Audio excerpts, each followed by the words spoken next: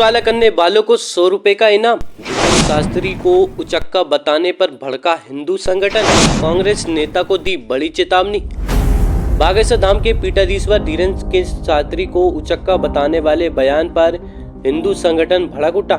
संस्कृति बचाओ मंच ने सोच समझकर टिप्पणी करने की बात कही है। वहीं बयान देने वाले कांग्रेस नेता का मुंह काला करने वालों को 100 रुपए का इनाम देने की घोषणा भी की है।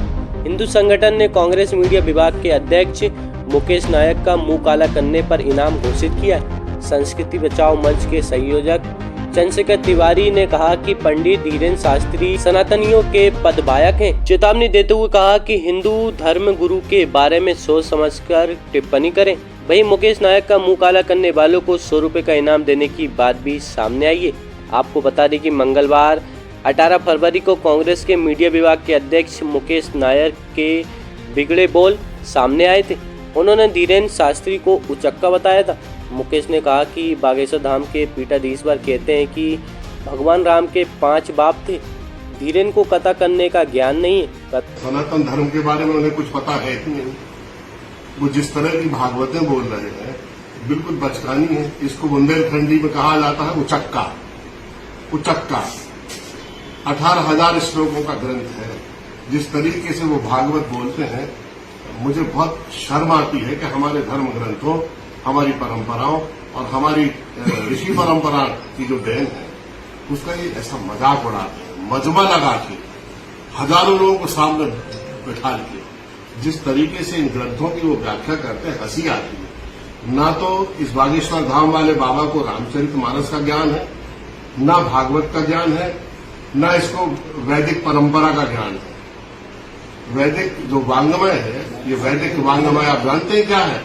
वैदिक वांग्मय में ऋग्वेद, सामवेद, अथर्ववेद, स्थापत्य वेद, धनुर्वेद, आयुर्वेद, गंधर्व वेद और इसके साथ वेदों का जो यूनिफाइड फील्ड है, शिक्षा है, निरुक्त है, व्याकरण है, छंद है, प्रतिशाख्य है, न्याय है, वैशेषिक है, अरण्यक है, ब्राह्मण्य है, सांख्य है, योग है, दर्शन है, कर्म मीमांसा है।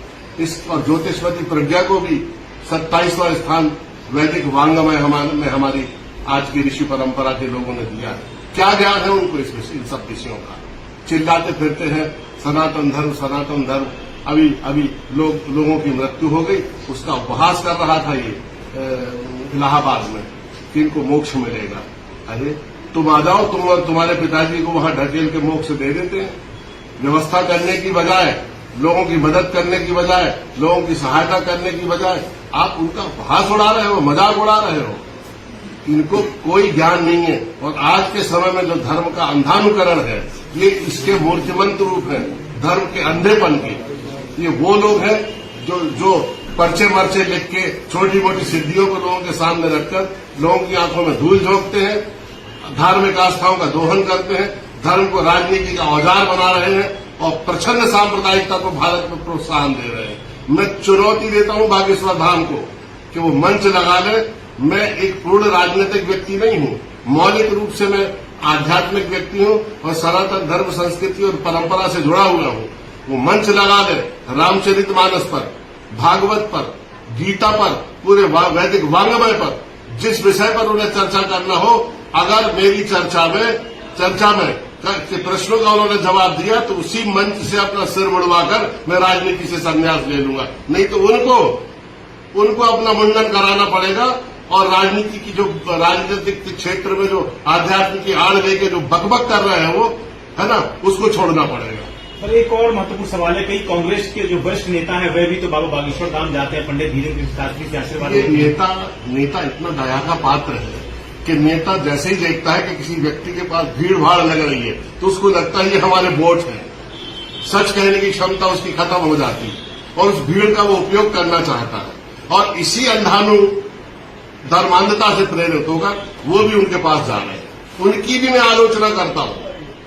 संस्कृति बचाओ मंच मुकेश नायक ने जिस प्रकार से धीरेन्द्र कृष्ण शास्त्री जो कि हमारे सनातन धर्म के पथवाहक हैं और हमारे पूज्य हैं, उनके खिलाफ जिस प्रकार से अशोभनीय टिप्पणी करी है उसका विरोध करता है और संस्कृति बचाओ मंच उन्हें चेतावनी देता है कि हमारे धर्म गुरुओं के बारे में सोच विचार कर बात करें।